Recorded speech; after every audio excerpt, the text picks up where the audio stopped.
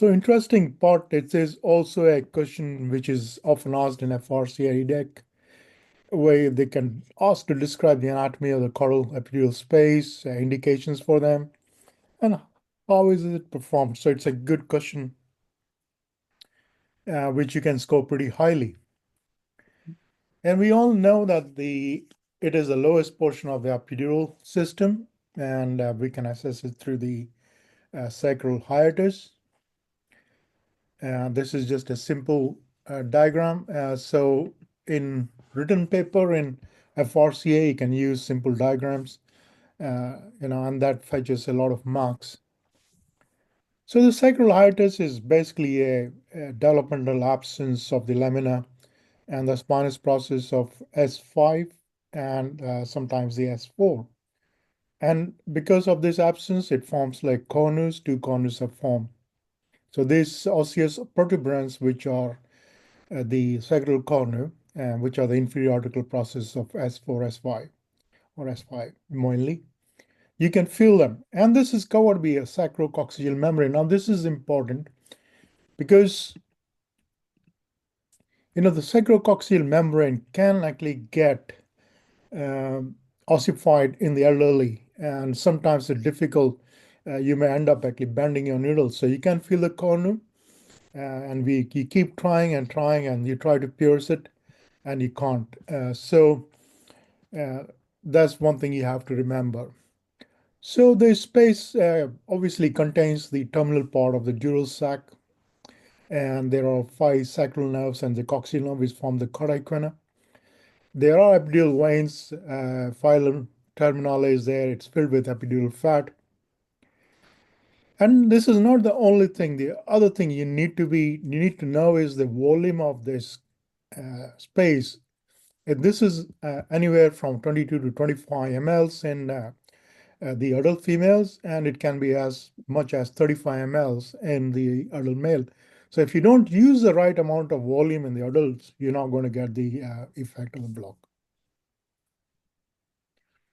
And where do we actually use them? Pediatrics, it's used left, right, and center. That's where I actually learned is to do quite a lot of these. So there's a good one for circumcision, hernia hydrocele, abdominal procedure.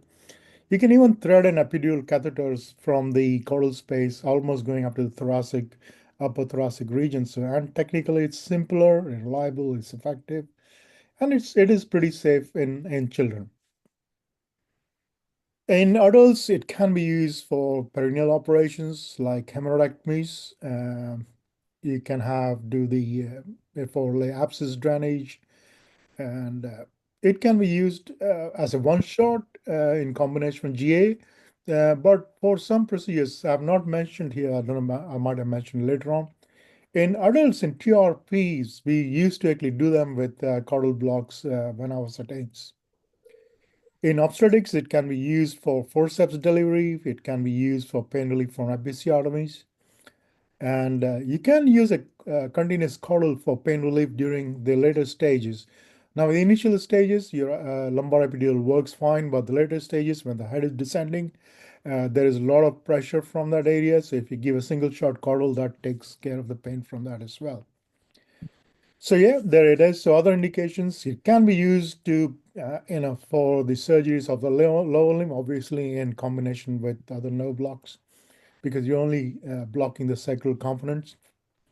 Transurethral operations, like I said, for TRP is a good one for TRP, maybe not for BT.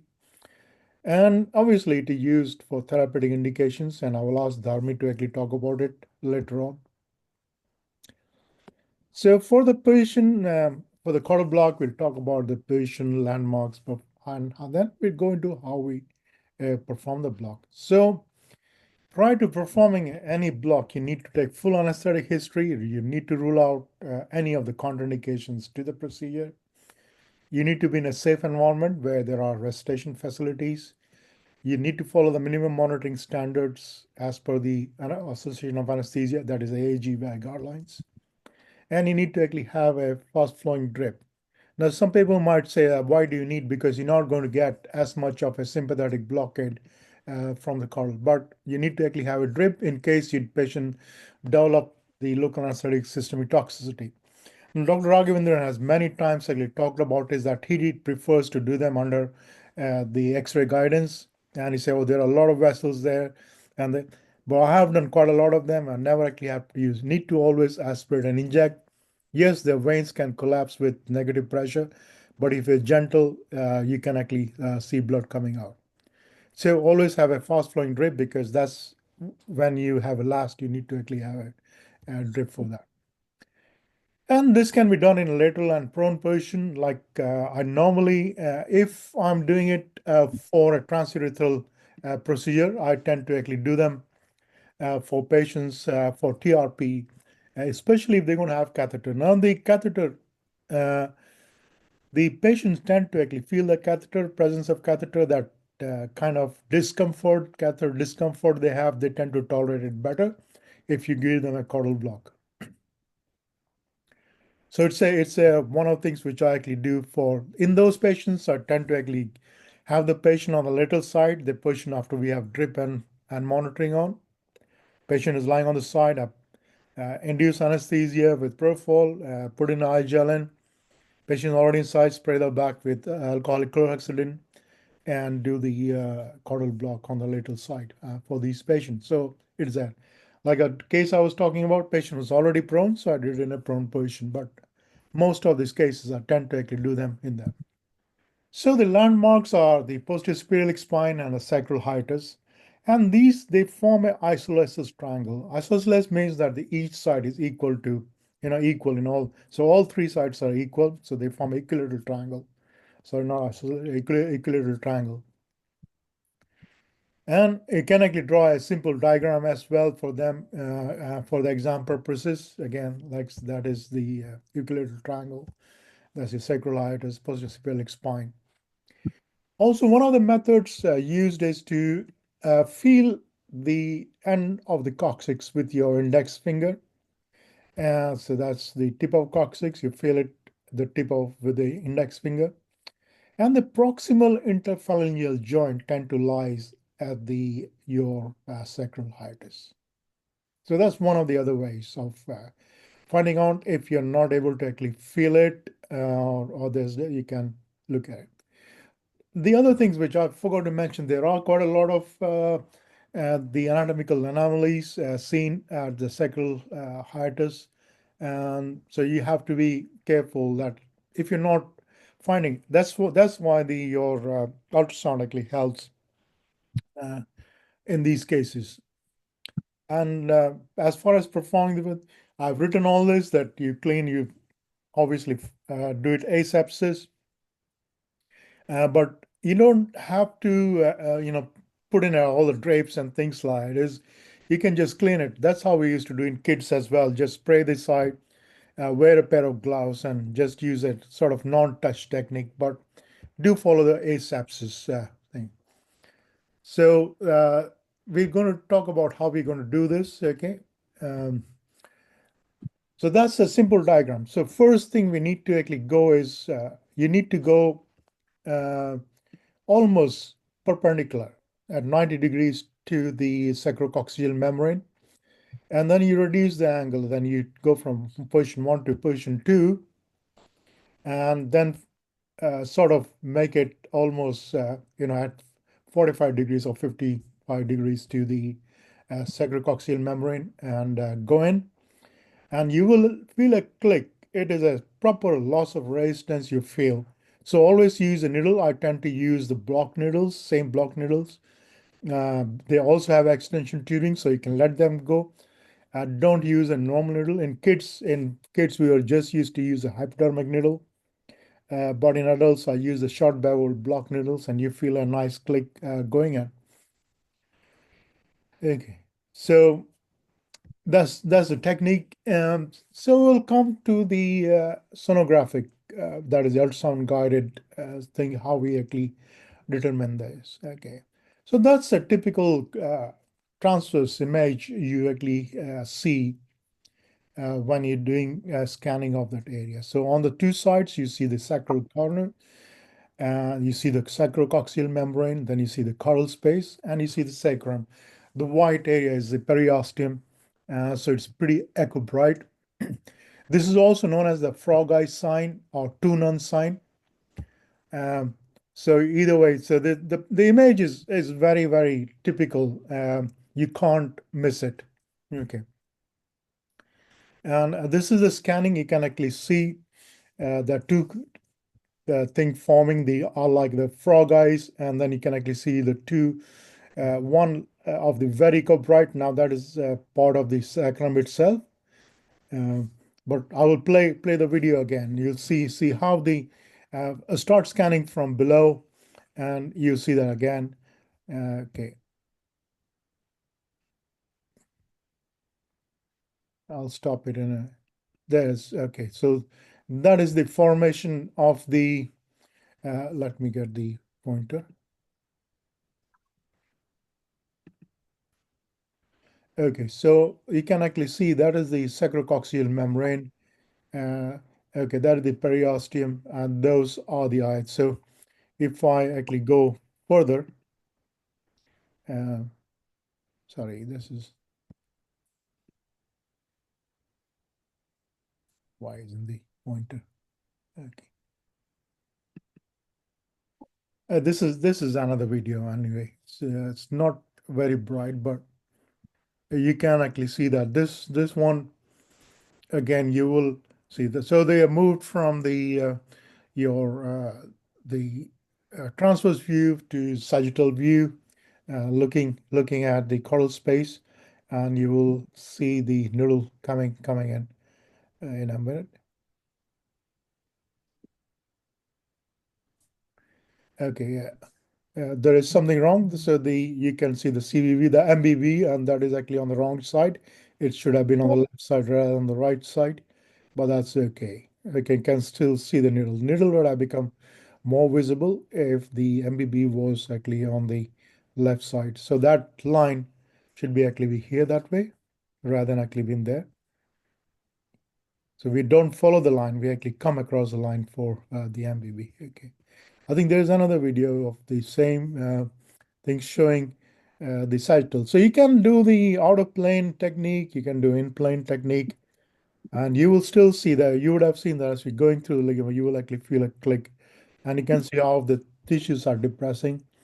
And you start looking, and there is a nice linear spread. In children, you can actually see the sacral plate as well very nicely. In adults, you may not actually see it as clearly, but you can actually see that that's the periosteum of the sacral. Okay.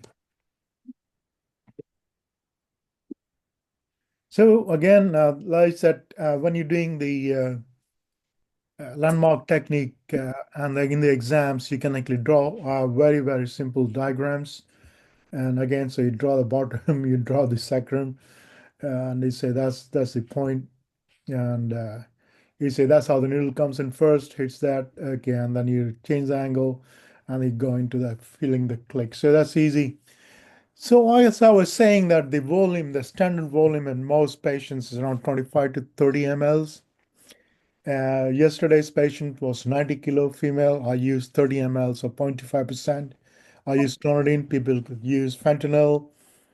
Uh, I mean, there are some people who are using dexmedetomidine, but we don't actually have it freely, so we don't use dexmedetomidine. So use clonidine, and it provides pretty good analgesia for the bottom part. Yeah. In kids, we have Armitage formula that is related to 0.25% bupivacaine. And if you use 0.5 ml per kg, you block the lumbosacral area, so you can use it for the lower limb surgeries as well. If you use 1 ml per kg, it will block almost up to the thoracic level, so T6 level. Most of the abdomen will be, covered. And if you use 1.2 ml per kg body weight, almost mid-thoracic block can be achieved. There are people who are actually threading, like I said, caudal epidurals with stimulating needles, and you can look at that. You can go up almost to the thoracic levels. It's not a block which is not associated with complications. For urological procedure, it's not a problem because you're doing it for urology, they'll have catheter. Urinary retention is not a problem, but in adult males, especially patients who have benign prostatic hyperplasia that is not being treated, you can actually get urinary retention. You can be actually in a subcutaneous space. You can find the loss of resistance, and there are various methods. People describe it like Fuchs test, where you actually place your stethoscope over the area while you're injecting it. There are other methods of looking at. Hematoma can form. You can always have patchy block if you don't use, or inadequate block if you don't use the right amount of volume. In kids, you can actually have intraosseous injection. This is not possible in adults, but in children, you can have intraosseous injection. Dural punctures can happen where you inject large amount of volume, which can lead to unconsciousness, apnea, and hypertension patients. It's like a high spinal. There are reports of going through and through. This is especially in kids where they've gone into the rectum, because you can actually pierce the bones in adults very, very easily. So it can happen. And then again, sepsis is possible anywhere. That is a dirty area, so clean the area nicely. Make sure that area is clean twice. You let the chlorhexidine dry up and then spray again before you do the block in non-touch technique. In children, you have to remember that the signs and symptoms of local systemic toxicity are difficult to elicit. Okay. And aspiration, the veins may collapse. I was already talking about that, so you can have a false negative response. And the CNS toxicity can be confused with pain or agitation in children. Then again, heart rate response with epinephrine after atropine or glycopyrrolate acid commonly used in children. And they already have a baseline high heart rates, again, can be a negative response. And with ectopy with higher dose epinephrines, we don't use test dose in these patients. I try not using a local anesthetic with adrenaline, that is epinephrine, but some people like to use it. And most of the times, like even I do that, the cases are done under GA, and in children, most of them it's done under GA. So GA itself can suppress the signs of toxicity. So be careful when you're trying to think of the local systemic toxicity. Okay, so we will actually now come back to the discussion part. Um, I will actually invite Dharmi. Dharmi, you there?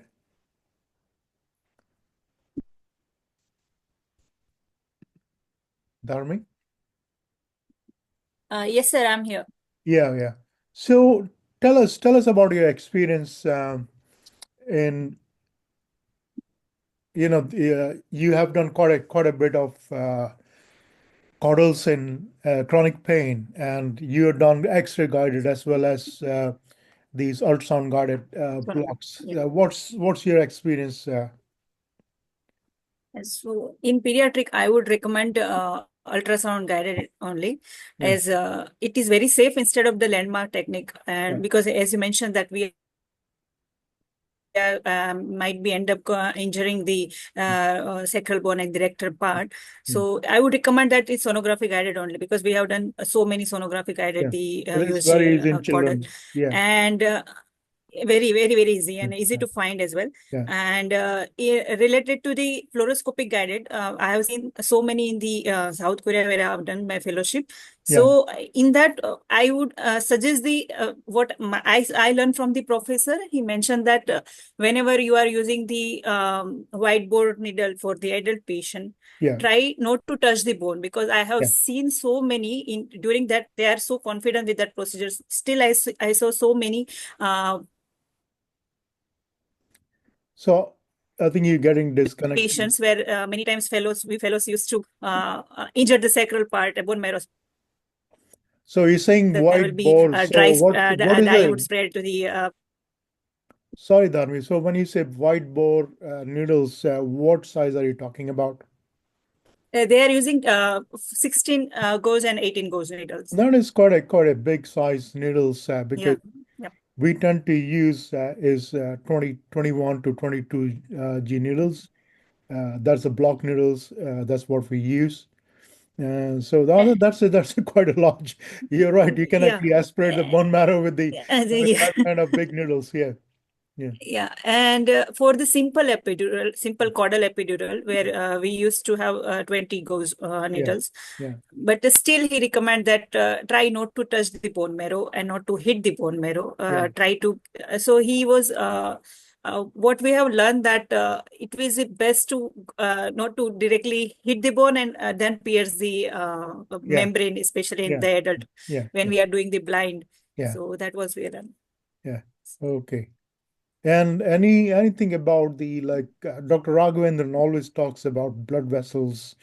Do you inject a contrast to see whether there's in the blood vessel or obviously, I mean, with the big bore, you would actually immediately see if you've gone into a blood vessel, you'll see it. But how do you use contrast and see how it's spreading? Yeah, we before every fluoroscopic guided caudal epidural, we used to check the first contrast we inject, and we see the dry spread, and then after we used to inject the Yeah. drugs. So, in what kind of cases, like in chronic, patients, chronic pain patients, you're using caudal epidurals, and what do you use? What drugs you're using? It is they have mentioned they have built one protocol. Hmm. So if there is a patient comes with the chronic back pain, they'll go with the first investigations like MRI, Hmm. and they will see if there is a stenosis or if there is any transforaminal compressions. And so what they will do first, try one simple caudal epidural in the Okay. OPD basis, Yeah. especially technique ultrasound guided, Yeah. or after once they will check the amount of duration of the pain free, Hmm. how much pain free period they have, like if there is minimum less than 15 days or less than 2 weeks, Yeah. uh, then they will go with the neuroplasty and depends on the requirement. So about the drug, they use normally 1% lidocaine Okay. mixed with the hyaluronidase and Yeah. dexamethasone 4 mg. So Okay. for Interesting. the yeah, and for the female, they give around 6 to 8 ml. That is a fix for there, because Oh. the female are very short height. So Yeah. mostly 6 ml they are using in the Korea. Okay. Hmm. And for the adult, they will use a maximum 8 to 10 ml. So that is Okay. a routine protocol they are following. That is interesting. Is that why they use hyaluronic acid? Because there is quite a lot of fat, and it. Yeah, I was just saw the in the WhatsApp groups, people were discussing. I wanted to write, but I was like, I'm so young. Hmm. Yeah, so for hyaluronidase, they have shifted mostly. I've seen so many cases they are not using the steroid because they found that the steroid are doing. If we use frequently, they are making the resistance more resistance. So they have started using the Additions. hyaluronidase. Okay. Yeah. Yeah. But is that with So dexamethasone as well? Because dexamethasone is considered to be safe. I can understand it's with triamcinolone, it's a right. Yeah. particulate and particulate agents, it's known thing because No, no, nothing. recently I Yeah. think there was one more article where they saw there was damage in the cartilages or whatnot because this was actually steroid used, I think, in the Achilles tendon or something like that, and they found there were necrosis and whatnot with particulate steroid. So you can imagine what it could do in a space where there are nerves. And hence, I think it's not recommended to use Mhm. steroids. But dexamethasone, I think, is the safest. Uh, It's a safe. They are using Steroid. hardly, Yeah. depends on if patient is diabetic, hardly 2 mg, and if it is non-diabetic, 4 mg. They have started using. Yeah. Yeah. Yeah, I was actually didn't mention about that. This is interesting because my patient was also diabetic yesterday. And also, she wasn't very well controlled. Her HbA1c was 60. And in the morning, her BM was around 10, that is around 180. And then, so I actually gave her dexamethasone and we had blood gases on. Her first blood sugar actually came around 10. And then the second one, somewhere around 3, 4 hours later, came as 13. And I was just going to say, okay, I might actually have to start a patient on insulin. And then did another blood gas, and it was back to 10. So it doesn't, you can actually use dexamethasone in diabetic patients. It actually doesn't. Type 2 diabetes, it is Mhm. not a contraindication to use dexamethasone. Yes. Okay.